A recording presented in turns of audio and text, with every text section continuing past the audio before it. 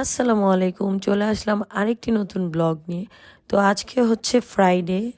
তো আজকে সকাল থেকেই ব্লগটা শুরু করছি। তো এখানে আমি ফ্রোজেন পরোটা ভেজে নিচ্ছি।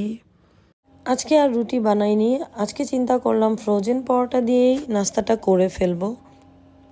তো এখানে ফ্রোজেন পরোটা ভেজে নিলাম আর ভেজে নিচ্ছি ডিম পোচ করে নিলাম। তো এই তো পোচ করা শেষ।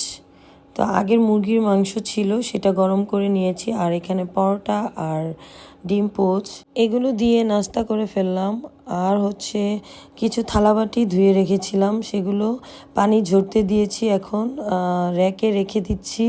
অফ ক্যামেরায় ঘর গুছিয়ে আমি চলে যাচ্ছি আমার আম্মুর বাসায়।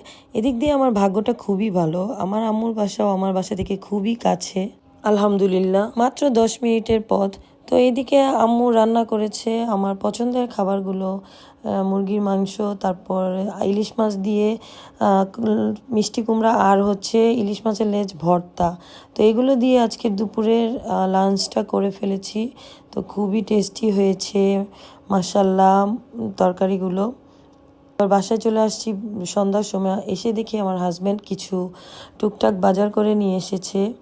এই তো বাচ্চার জন্য কেক নিয়ে আসলো। আমার মেয়ের তো প্রতিদিনই বার্থডে, মানে ওর প্রতিদিন কেক লাগবে, প্রতিদিন ও খেতে চায়।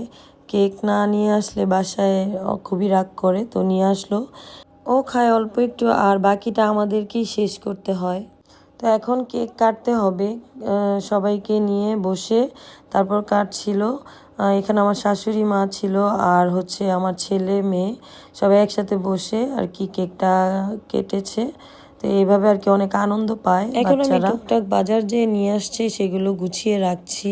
আশা করি আজকের ভিডিওটি আপনাদের কাছে ভালো লেগেছে। আমার আজকের ভিডিওটি যদি আপনাদের কাছে ভালো লেগে থাকে তাহলে লাইক, কমেন্ট এবং শেয়ার করতে ভুলবেন না। আল্লাহ হাফেজ।